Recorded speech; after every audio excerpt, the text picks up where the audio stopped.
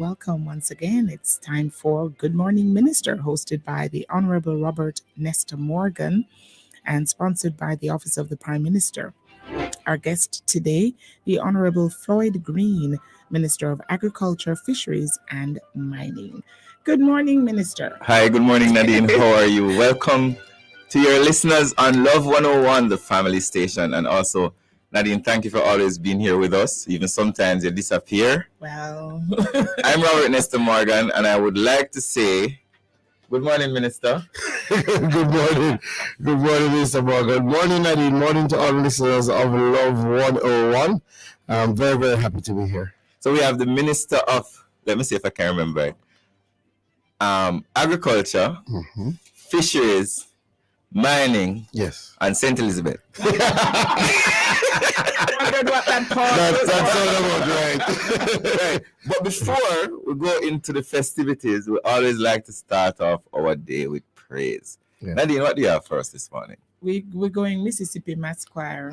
You go all the way to old Mississippi. The way, 1993. Nice. And I heard Minister Floyd humming a song a while ago. I was Absolutely. like, wait a minute. Absolutely. But this one is Your Grace and Mercy. So do enjoy.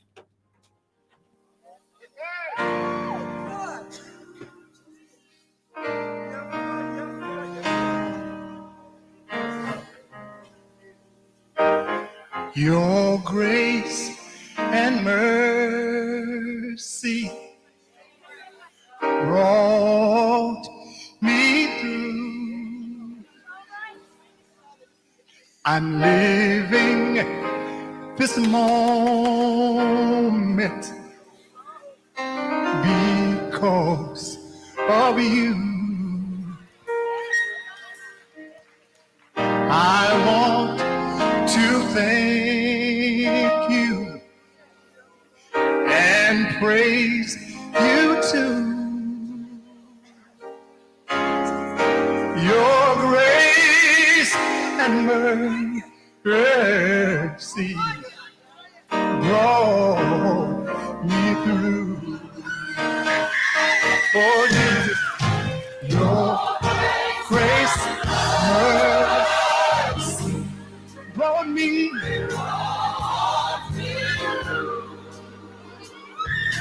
I'm living this moment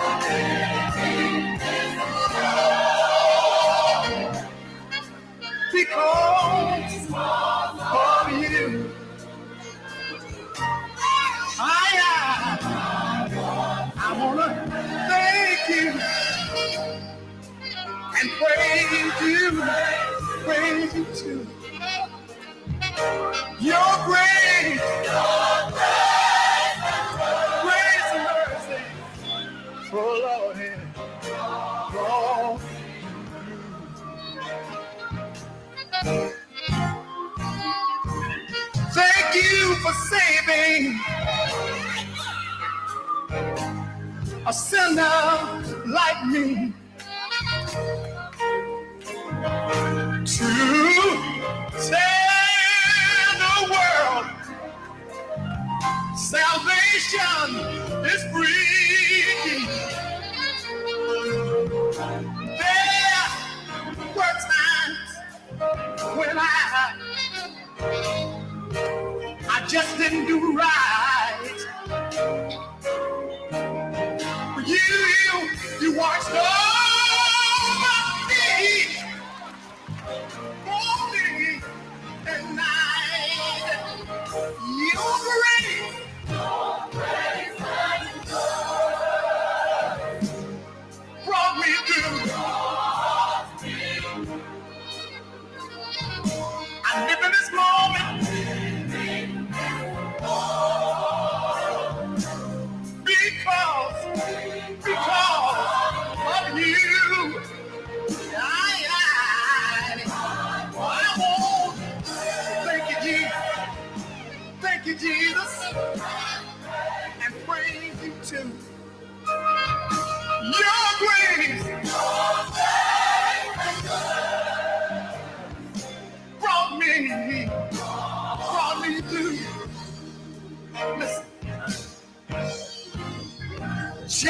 times we need to have a church session. Like one of these Wednesdays, we need to bring in a pastor. We need to cleanse the nation of all the negatives, you know. Because I mean, we talk about like so many good things here, you know. I think we need to have a special edition, Nadine, where we just play some holy music and enjoy the gospel. You heard it first on Love 101. I can tell you about something. It's so funny. 2 Sundays ago, not yesterday, the Sunday before, I worshiped with the New Testament Church of God. And when I walked into the church, this was the song that was being sung. Grace and mercy. Grace and mercy, I promise you. So when I greeted them, I told them that, you know, I had already gotten the message for the day, you know. So it's very fitting. I agree with you, Minister Morgan. We really should have a Wednesday where we just play some music. Play some gospel music. I enjoy. Because, Nadine, we need grace and mercy in this back to school period. You know, listen, Nadine, I mean, I have a couple, and let me tell you how much I have. And when the school fee, you know, and I mean, but listen, we always come through with the grace and mercy of God. Thank you very much for joining us on Love 101 FM, the family station. Thank you for joining us on Instagram. Thank you for joining us on TikTok. Really appreciate all the persons, and also JIS Facebook, and I think JIS YouTube as well. And I hear sometimes the Prime Minister page feature we. So Prime Minister Boswe, we come like BG Kite to just fly away. So listen, it's a wonderful show. I really enjoy coming here on a Wednesday morning because I get to talk to some very important ministers who are doing some amazing work. And I also get to take questions from members of the public about what the government is doing with your money, your interests. And this morning, we have a very special guest, the President of St. Elizabeth. And that's the Prime Minister, you know, the President of St. Elizabeth, the man from Southwest, is it? Southwest St. Elizabeth, the King of Black River. You know me, I always a boost up. We have the Honourable Floyd, why am I good name? I not call it O'Brien. They sound very aristocratic, like him born out of the British Royal family. Floyd O'Brien Green. Yeah, big up Auntie Del. Thank you. So, Minister Green is here this morning with us today to talk about agriculture, fisheries and mining, to talk about the beautiful people. Listen, I love Southwest St. Louis. It's a very beautiful place. Absolutely. You know, Treasure Beach is part of your thing. Treasure Beach is part of the Black River, middle quarters, all the way down to border where you get the best fried fish. Best peppered shrimp is in middle quarters. As everybody knows, Treasure Beach is the best place on earth, mountainside. Barbara Hall. UCAL, we have to go to UCAL. Anti-J and UCAL. For all your peppered shrimp needs. Yes, a very diverse constituency, but an excellent constituency. And I have both the north and the south, you know? Listen, St. Elizabeth is a different place. It's just below North Central Clarendon in terms of being a better place, but it's still a good place, you know. If we big up the people of North Central Clarendon, you know, my showing us.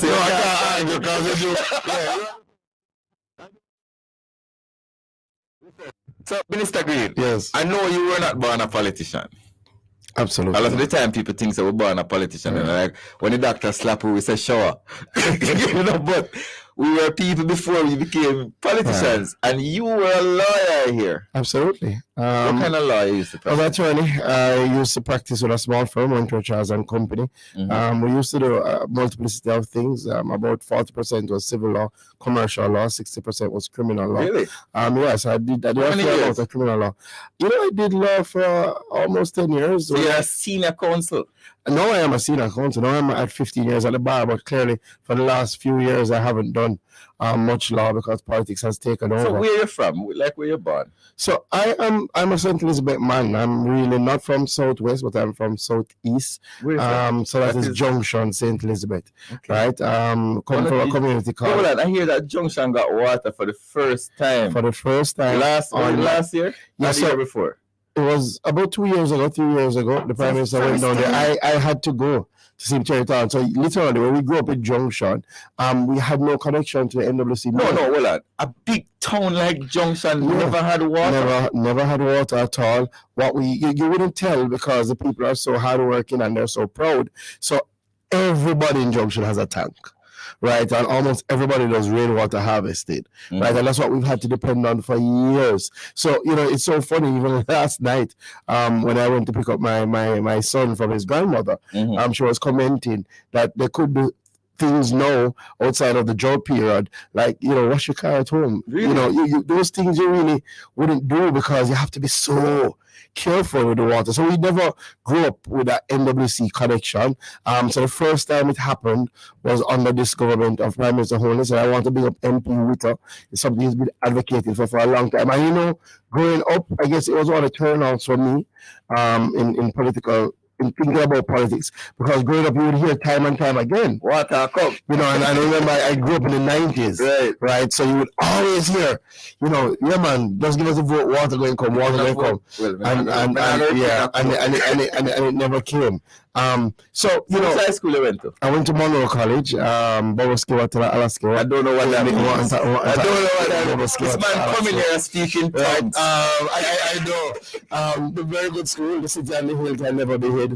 Boys' school in St. Elizabeth, Southeast St. Elizabeth, and I had a wonderful time. I also molded by Monroe. It really gave you a great framework. It kept you humble. It made you ensure you focus on the real things in life. So I was not interested in politics for a very long time. I grew up in a non-political household. So what made you My decide? people never spoke politics. So what made you decide to come in up this politics thing? Like people are cussing everything. Oh boy, I think so. There are a couple of things. I guess it was a journey. I went to UWI. When you go to UWI now, clearly have more political conversations. Right. So I had to start researching because people would literally ask you. You sit down at chance on a lineman bench, a man want to talk politics with you, and you have to have a viewpoint. So I started to research of the two parties. Historically, my father voted PMP, and my mother supported the Labour Party. So they never spoke politics at all. So I had to look to see which party I thought was best for me. And going through that journey, G2K came about during that time. And So you were one of G2K the what? The second or third? You were the third president of G2K, I believe. No, I think I'm more than that. You had Panton, then you had Ronald, then you had Warren. No, you had Chris, then Warren, Warren, then Delano. Oh, And then remember I went away to Barbados. Oh, yes. So even when I joined G2K on campus, I started to work and I started to get involved in service at the guild. Right, so I was cultural affairs chairperson. Yeah, man, that was. So you did at the party, man. I was cultural affairs chairperson for the hall, for the block, for the guild. Yeah, to select to me. Yeah, that was me. 100%. Again. Oh, I've had a number. When I was in Barbados, we had a song called Red Hat. When I got from Tobago. Big up Dexter. So people never know say Florida selector, you know? No, I was. Florida say all pull up and all of this. Yeah. No, people ask me, if I do it below and I didn't get myself into politics, really, what would I do? I tell people I would be a selector. I'll be touring the world playing music.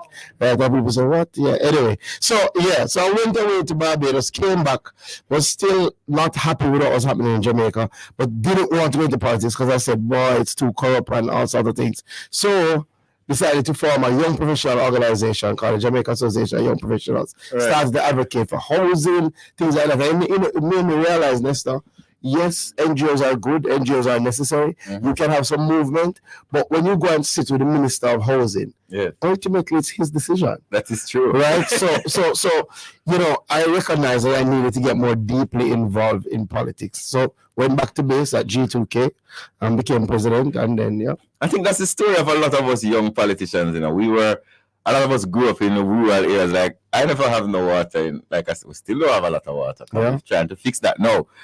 But we saw the problems and we wanted to develop to be a part of the solution. We felt that we could go out there and make a difference, and we joined, and a lot of us were inspired by Edward Siaga, on our side, and I'm sure on the other side they may be inspired by another leader over there. Because and I never make the assumption that people enter politics for negative reasons. Because it's not an easy business. I know when I made the decision. And I made the decision driving back from St. Elizabeth 2011 after the Jamaica Labour Party lost the election. So clearly I've always voted. But when I was driving back and I felt like the better party lost. I said, did I do enough? Yeah. Right? Did I work hard enough? Yes, I went to vote, but did I have more I can offer? And then when you look at some of the people who are winning the seats and some of the people who are losing the seats, you said, boy, listen, I have to do some more. So I made up my mind on that journey back that I would do some more in relation to politics. And, I've found that as difficult as it is, there's something about service that brings, a sort of gratification that nothing else can. So why Southwest St. Elizabeth, though? It had to be St. Elizabeth. That's the first thing. It had to be St. Elizabeth because I believe you must serve where your passion is. Mm-hmm. And, we won't argue about it, but we have the best people. We're the best place on earth. I know at least 62 constituencies. That would say that. Challenge. So I said to myself, firstly, that it had to be St. Elizabeth. What's your favorite place in St. Elizabeth? My favorite place in St. Elizabeth is Treasure Beach. The fish or the conch? No, it's just a peace. Just a peace of mind. It's a place that even before getting into politics, I used to go just to wind down. It's just a peace of mind. But, in terms of gems that people don't really probably look at enough, I love Parity. Parity is exceptional, and it's the best gateway to Floyd Pelican Bar. If you haven't been there, go. Pelican Bar is the one in the sea. It's the one in the sea. Oh, you reached it though. You take a boat? Take a boat. It's about 10-15 minutes, right, really from Parity. Yeah, man. It's a nice location. Clearly, and I love YS Falls. And then Dunderhill. Dunderhill is originally where I'm from, where my grandfather is from. It was very cool, very nice. Some of my favorite places. So if a Jamaican wants to spend a day in St. Elizabeth, they reach the border of your place, which is Middle Quarters. Yeah, big New Holland. Where would you tell them to start? First thing, you have to have a picture in Holland Bamboo. If you don't have a picture in Holland Bamboo, you have to have the bamboo. Yeah, you have to have that iconic picture that is on the border. So that's actually JC. That's actually JC. I start at the end. No, but in St. Elizabeth, we see ourselves as one. So we have to give you the tour. So you have to take the picture in Holland Bamboo. Right. Then you want to head over to YS Falls, right? If you're in YS Falls, might as well. It depends. It's a good tour, even if you don't consume the beverage, right? So you can go to Appleton, right? A lot of history. So the Appleton estate is in your house? No, but it's 1 cent best. It's 1 cent best. Everyone who's sitting by constituency, all right, no problem. So firstly, you would stop at Middle Quarters, get some pepper shrimp, right? You call or in the square. I want to deliver them around the corner. Yes, absolutely. Get some pepper shrimp. You have a man with some cold goat around the corner, the man. Yes, that's right. I do have a roadside. Oh, Billy. Yes. Billy have a wide. Me know the place. No, I really have a wide.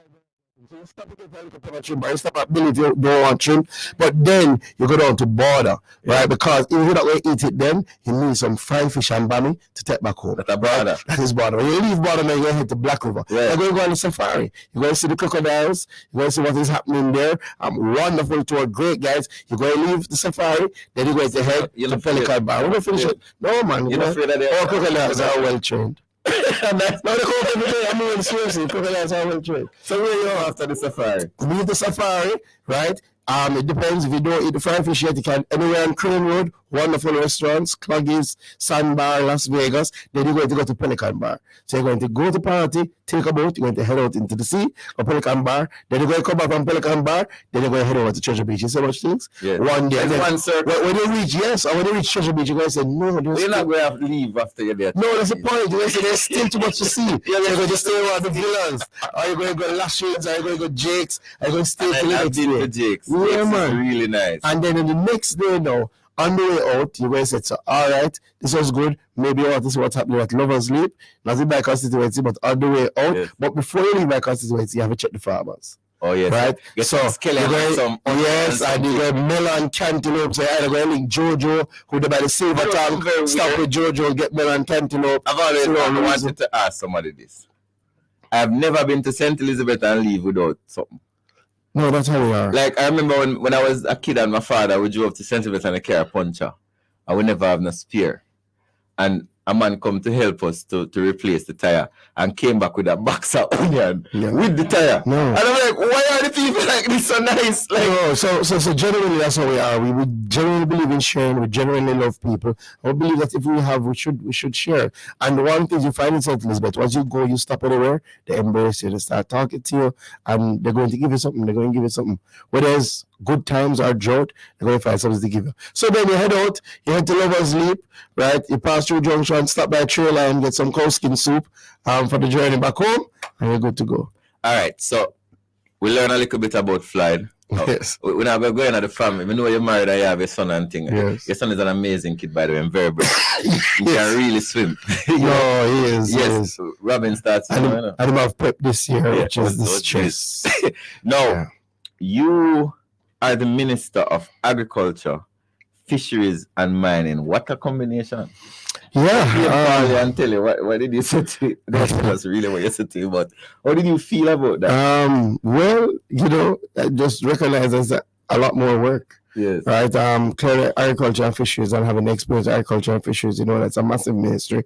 And then we put mining on it, and mining itself is a ministry. So it just means a lot more work. But clearly, as soon as you get the designation from the Prime Minister, the first thing in my mind goes to the synergies. What are the synergies? Because, as you know, the Prime Minister is extremely strategic, right? And I think without a doubt, he wants, and has said that we shall look into the mining sector and see how we can ensure that whatever is done, agriculture continues to strive, right? And there has been a long time a sort of disconnect between ensuring that when land is mined, that land is repurposed and can be utilized for agriculture. I think we can really garner those synergies now. And I think that was one of the things on the Prime Minister's mind. So before you go any further, remember you can call us at 968-8327, 968-8328, or you can WhatsApp us at 876-997-3125. So Floyd, I can call him Floyd, come bridging.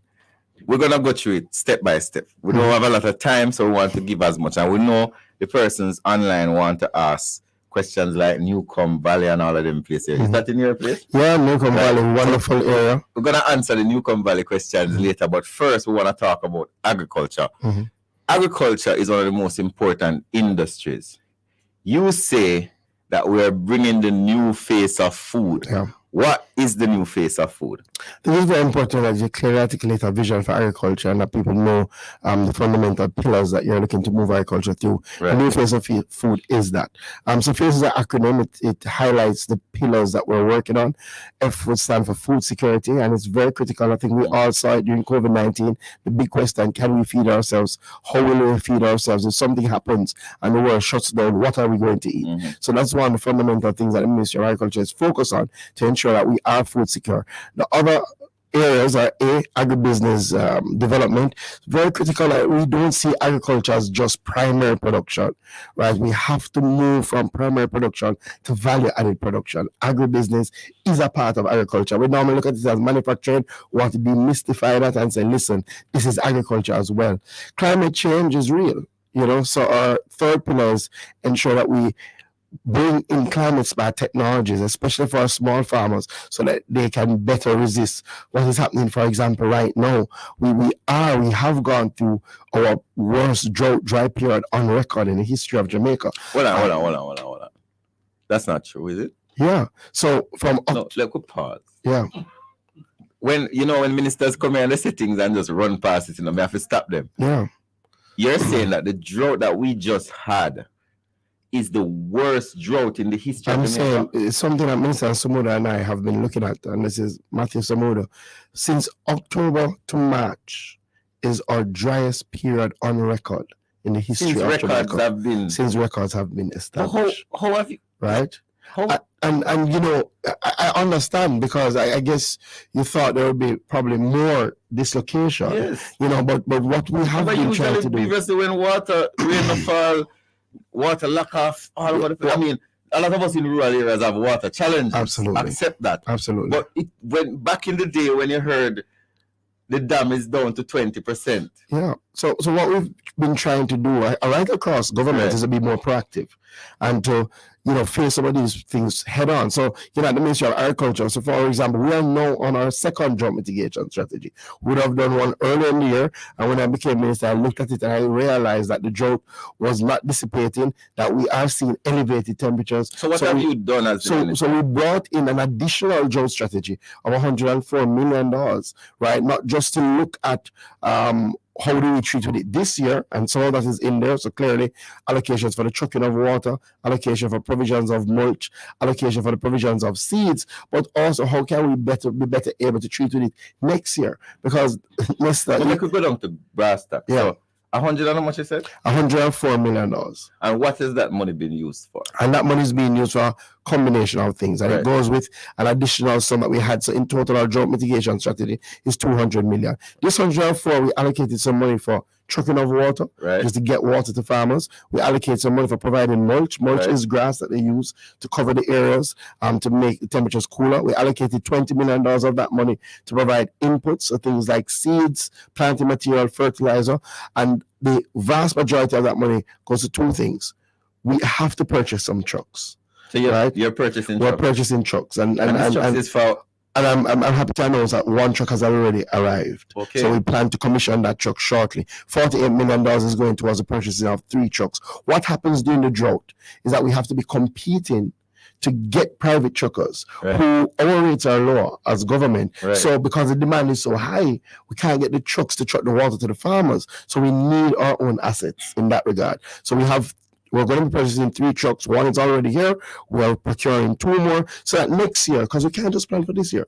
So that next year, the problem is a little less on our farmers. So that is it in relation to the 104 million. But we're doing additional things. Part of that money will be providing some drip irrigation kits, because again, when you have limited water, you have to be efficient. But a big part of that money is to identify areas that we can do harvesting facilities, right? So we're working with farmers to identify where we can do ponds, provide pond liners, so that we can harvest the water and they can use the water in times of drought. I already visited a farmer up in Malvern. Malvern normally has a lot of rain. Not having rain, but when they had rain, because he has a pond with the pond liner that rather helped him with, he could be planting straight through this dry period. Somebody must ask you about the yam price. How that? Yeah, so you know, one of the things that people will see, Yes. one of the things that people will see are elevated prices, Right. right? Because the reality is that there has been declines in production. So is Because- Jamaica alone have that problem here? No, all over the world. All over the world. If you just have to Google it. I like the they can't EU afford vegetable in some places The in UK. EU is having a real challenge, Yeah. right? India has put on taxes. I don't know about And they stop it, and the ban the export of rice. of rice, Right. onions, Right. right? A number of the vegetable lines, because these elevated temperatures are not just Jamaica. So you're saying that on a global scale, because of the changes in climate, food prices globally are going up. Food prices globally have gone up, Right. right? And that's all over the world, especially in the developed world, because they have gone through also their worst droughts, and also higher temperatures. Average temperatures Mhm. have risen, which is making it harder, especially for outdoor open So how field are the farmers. Jamaican farmers coping with the higher temperatures? It's tough, but the ministry continues to work with them. So we have seen declines in production because of the high temperatures. So we have seen declines in production in the first and second quarter, and we do project that there will be a decline in the third quarter. Mhm. The good news, Nestor, is that last year, 2021, we had our highest ever production on record. Really? Yeah, for the first time, we passed 700,000 tons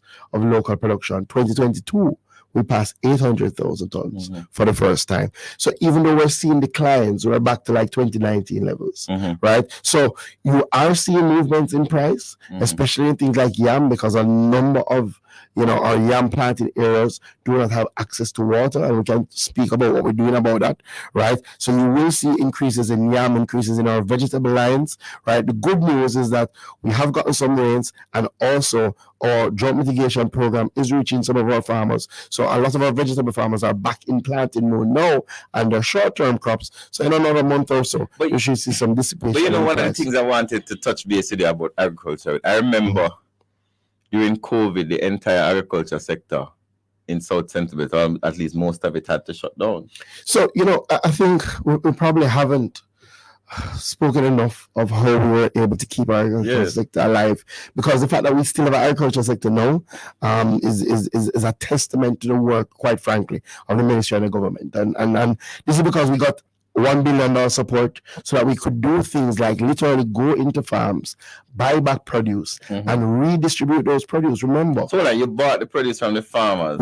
we created a market for the The farmers. government did The that. government did So that. you would have gone into like Southfield and bought All produce and All farmers market and all over. And then we kept, as you said, we kept farmers market all across Jamaica as a way to resell those products. A lot of people don't remember. No. So when I tell you that we moved, and when you look at it, Nestor, we moved from a significant decline in 2020 to our highest growth ever in 2021. I tell you why that happened. Because the farmers were assured that the government was providing a market.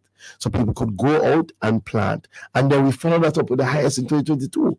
So our interventions in COVID-19 really worked and kept our farmers afloat. And again, what they're seeing now is that we're intervening to work with our farmers to ensure that they can get through this difficult period. So if I'm a young farmer, let's say I'm a young farmer, I'm probably watching on TikTok or listening on Love. Yeah.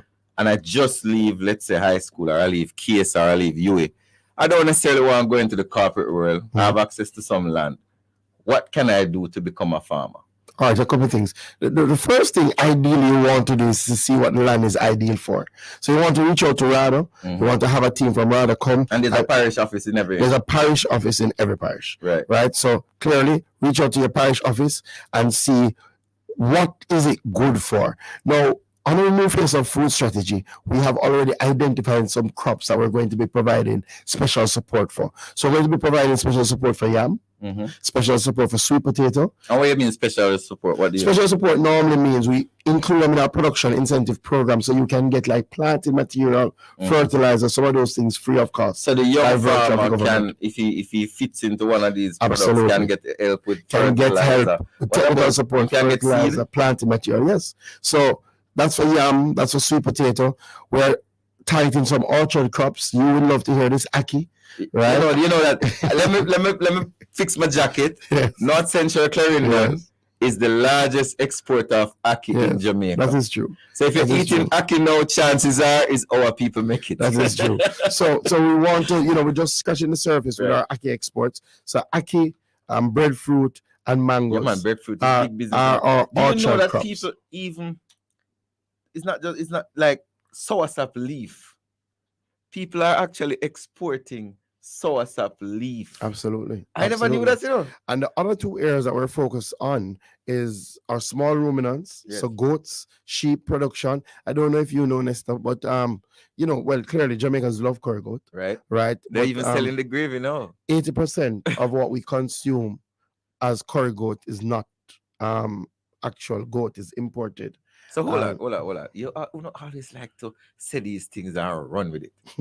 You're saying that 80% of the goat that we consume in Jamaica is not grown in Jamaica. Is imported, and the vast majority of importation is not goat, it's actually mutton. Right? So you mean you might be thinking you're getting a goat? Yeah, a lot of the time. So So hold on. So you're telling me then, Floyd, that more of us need to go into goat? 150%. And that's why we have a small ruminant program now. And what the government can do for you if you're interested in goat rearing is that we have an artificial insemination program that is free. What we need now is better genetics, right? We want to see bigger goats that take less time. So what we are willing to do is, if you have a group of farmers, Nestor, you can reach out to the Veterinary Services Division. Anybody listening to this, you can reach out to the Veterinary Service Division. We can provide a team to come and artificially inseminate your goats so that you will have better breeds, and all of that is done free of cost. Free of cost? Free of cost. So hold on. So if I'm a young farmer, let's say in Paraty. Yes.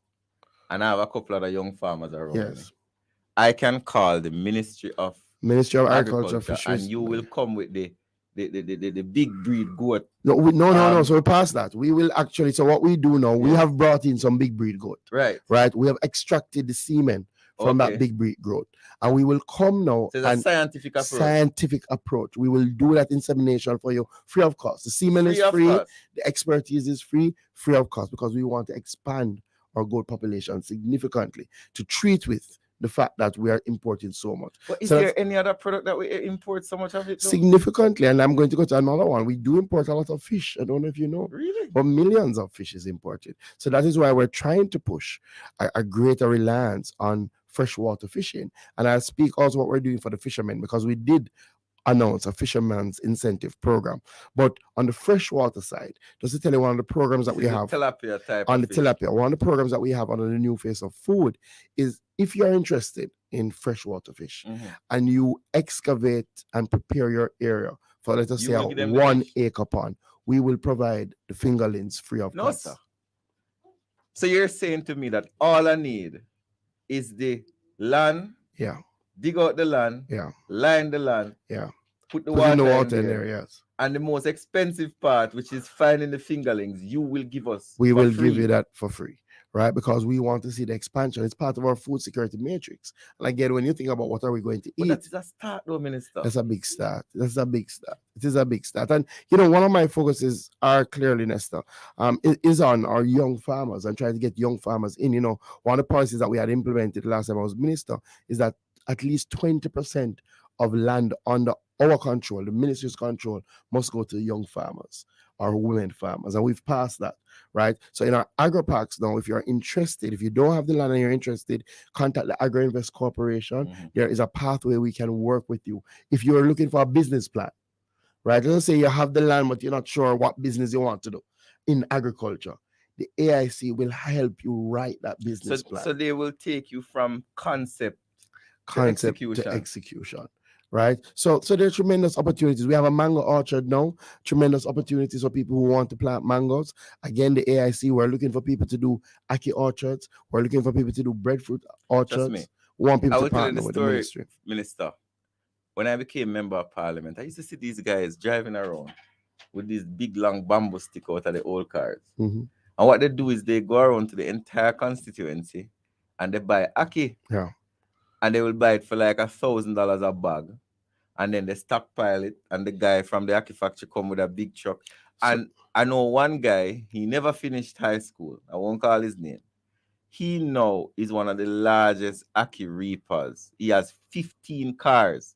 He employs 30 young men and about another 20 young women. Well, let me tell you, I have a guy in middle quarters who does the same thing and is doing extremely well. He's now moved from cars into trucks. And, you know, one of the things, for example, just to show you how we're moving from just concept to clear plans, we want to, Minister Morgan, establish 1,000 acres of ackee over the next 3 to 5 years. We've already identified some locations. What we do need are people to work with us. The other thing that I've tasked the team to do is that you have people with ackee trees, a number of them across their houses. But if they were to do some pruning, if they were to do some fertilization, the yield would increase. And as such, they themselves could be getting much more money. And the people who go out and have made it into an industry could be making much more. So we're going to be working with those people who have ackee trees lying idly around to show them how they can maximize their yield using good practices. Somebody asking a question. We go buy the big breed goat, or me get the insemination, and my goat have 2 kids. And 2 foot puss come and take my goat. What are you doing about the teeth then? Yeah, one of the biggest challenges to our small ruminant industry is praedial larceny. And I know a number of our farmers, we've spoken about it time and time again, so I know what they want to see is action. The Prime Minister at Denby spoke about it and identified clearly that this has to be a point of action. So what are we going to be doing? A number of things. One, for a very long time, we have said that the laws are too soft.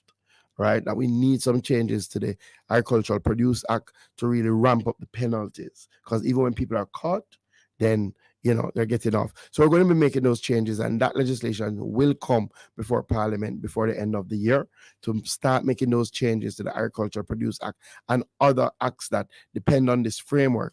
The other thing is that the Prime Minister has tasked us to work with the Commissioner and the police to establish a system of agricultural wardens. What we need are more boots on the ground. We had started building out where in each division you have a praedial larceny unit that's staffed and that has the resources so that they can respond. You would have heard from the Minister of Foreign Affairs, and sometimes we don't see the connections, but you would have heard from the Minister of Foreign Affairs that they've been able to speak to the Japanese. We're going to be sending some, absolutely, and a number of those are going to go into our praedial larceny support system so that we can give our police better ability to adequately respond. So one, we're going to be putting more boots on the ground. We're going to be strengthening the laws. We already have the unit out, and I've tasked Minister Witter to go into communities to work with farmers groups, because there are some things that we can do to sort of harden our own plots to ensure that it's more difficult. You know, farmers watches where people are keeping an eye out for their neighbor, just as we had a neighborhood watch concept, right? So we are working on some of those things, and I had a very good discussion with our internal praedial larceny unit. The follow-up now will be with the JCF to get more support around praedial larceny. We do appreciate that we have to find a way to stamp out praedial larceny. I'll say one thing, because oftentimes it is bandied about, and people don't recognize that we have made those steps already. So praedial larceny was included as one of the offenses that people can be charged under the anti-gang legislation. Really? Yes, because we have recognized that there are some gangs organizing around praedial larceny, because there has been a robust meat for gun trade. So praedial larceny is not just a simple man a thief a one goat and get away. So we are working with the police to ensure that it is given the sort of attention that it deserves, and we will do our part on the legislation. So we've dealt with aspects of the agriculture portfolio, the main part, but there's still more to talk about. But we're not gonna have a lot of time. So I want to go to fisheries. Yes. So one of the things that I want to institutionalize is a fisheries incentive program. So just as we have a production incentive program for our farmers, it's very important that we help our fishers who've been there for a long time, who continue to go out and provide for us with the tools to retool. So this year I looked in the budget and I carved out a small program, and we're helping fishers across a number of things. We're helping fishers who want to go further out to do deep line fishing by providing them free of cost safety devices. Right? All the safety equipment that they need to go out further. How many fishermen do we have in Jamaica? All right, so we have about 30,000. 30,000. And the numbers normally fluctuate between 26 and 30. In terms of fishermen that we have registered, we have about 26 registered, but we estimate that there's about 4,000 that is unregistered. Of that 26,000, in terms of people who regularly come and get their licenses, is there a benefit to registering? Well, it's illegal to fish without having a license. And as such, you have to register and you have to get a license, right? What we do find is that while people register and get the license the first time, a lot of people don't renew their license. We're about 10,000 of the 26,000. So we have a new program that we're bringing out to make the licensing process a lot easier. We have to have a whole program about that. People will not have to leave their neck of the woods to come into Kingston to license anymore. Right? So we're working on that. Your team will actually go to Old Harbour Beach, it will go to Treasure Beach. Yeah, and you will have online capabilities. Oh, really? Where you can do everything, apply, pay everything online. What is the most, you might not know this, but which fish is the most popular fish in Jamaica? I would say, based on what I see regularly, it would be the snapper. Right? It's not parrot. It would be the snapper. But the chicks are parrot. Well, I would say, some people eat parrot, some people eat snapper, some people say, me no want a parrot. Let me tell you what I would say. Yes. The people who eat parrot are parrot fish eaters. In other words, them don't have any, them don't have any, but Nadine, what kind of fish you like? You're a parrot girl. Yeah, but definitely by far, in terms of what you see availability of the snapper. But what is important is our practices. We have, unfortunately, over the years, had poor practices. So a lot of our near shore fisheries are depleted. Is conch coming back? Significantly. No, conch is back. Because I know we did have a big problem with conch. No, so we had closed the industry to ensure that the industry could survive for generations. The industry is back. And as it is now, the conch season is closed now. Right. So this is a good opportunity to say. So which season is closed now? Conch is closed. Still? Lobster is open now. So when does conch is closed? Lobster closes next year. Okay. Right.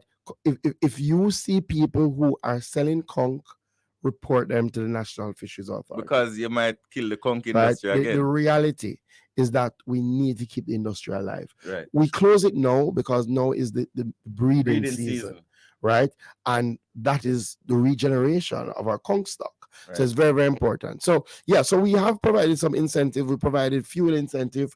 We provided some line incentive. We provided safety, and we're doing small grants for young fishers. So young right? fishermen Can who want access, to start in the business. yeah, or who have been in the business for less than 3 years. Okay. Right, can access a grant of up to $150,000. How much for your engine?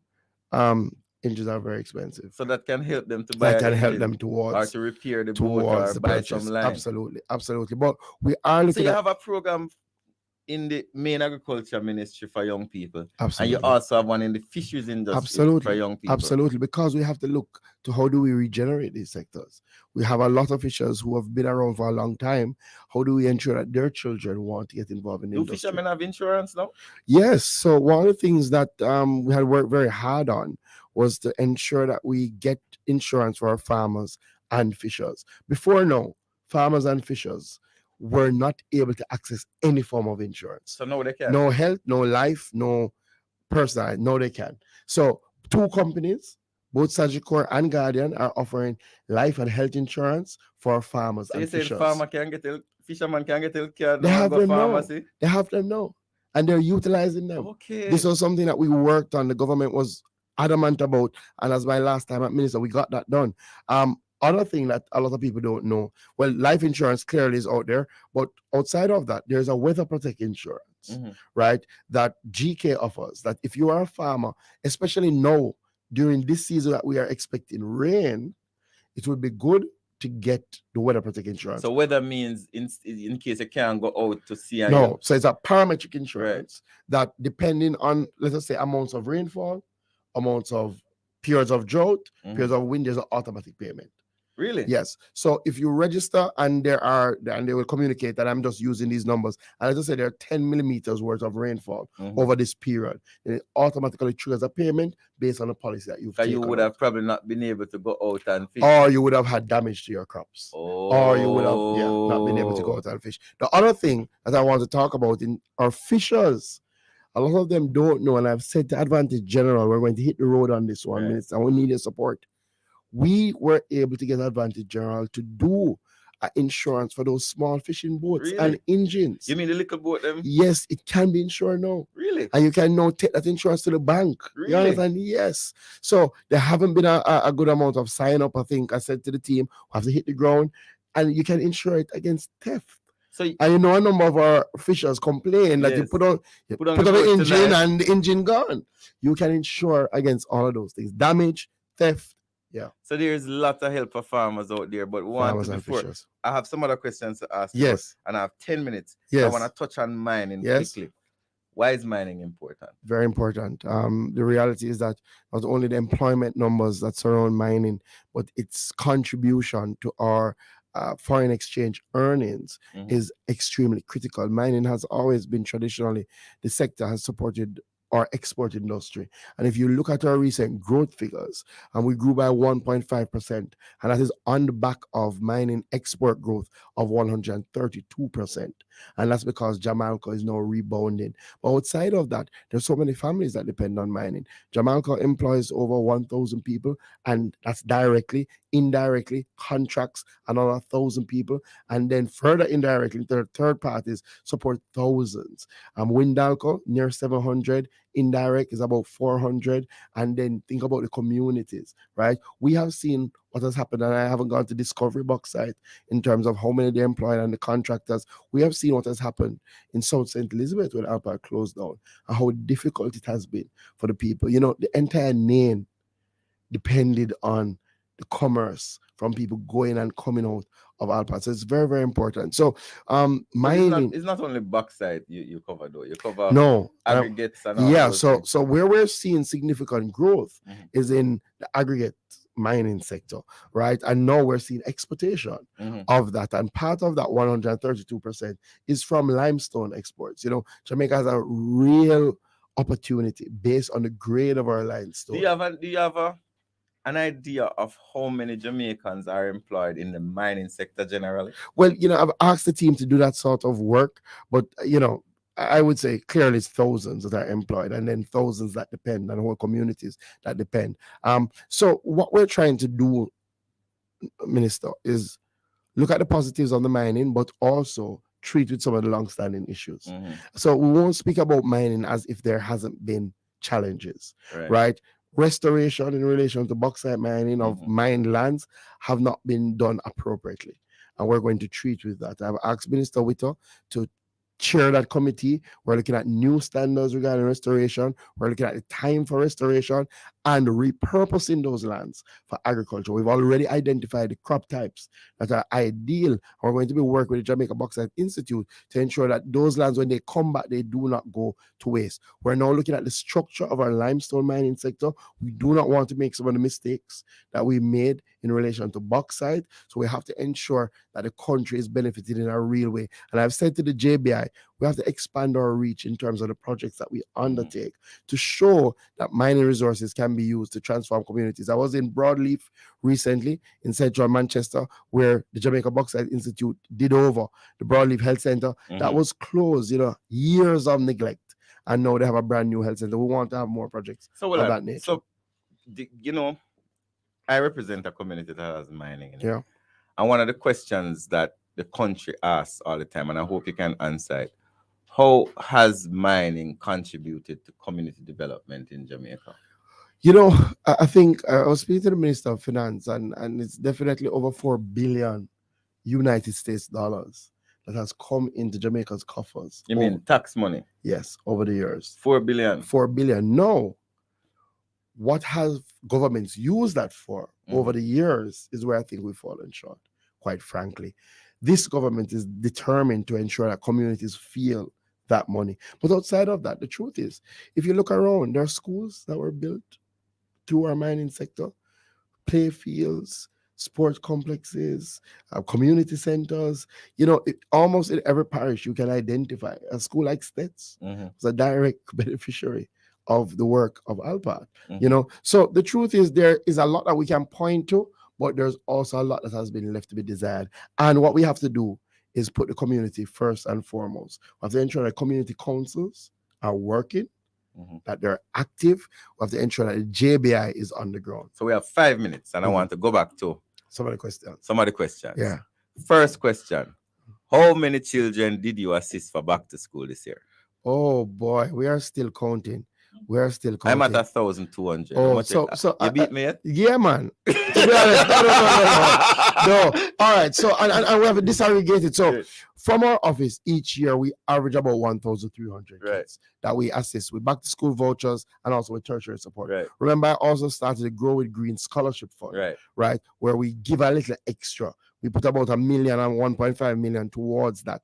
That doesn't count the back to school treats. And I can tell you, we have had 3 treats now, and we have touched at least 700 children, right? And we have 2 more on Thursday, and we have some over the weekend, and those is support in terms of actual books and bags. So, the numbers are tremendous that we help in relation to back to school. All right, so you've helped over 1,000 kids with back to school. When is Newcomb gonna get light? All right, good question. We've had a number of areas that still don't have electricity, have never had electricity. Very difficult scenario. Unfortunately, there was a delay, but we've started again. So we just did an area in Bacon. We just did an area in Flagaman. They never had electricity. Electricity has been run now. Next up is Newcomb Valley. Newcomb Valley has already been costed. All my friends in Cooley Corner Lane, as we call it, that's where we're coming next. And then there's Luana, Kilmore, Luana, that needs some electricity as well. I have about 4 more communities. What about Lewistown Lane? Yeah, Lewistown Lane is one of them as well in that Newcomb Valley area. Okay. Bounty Hall. Is water or light?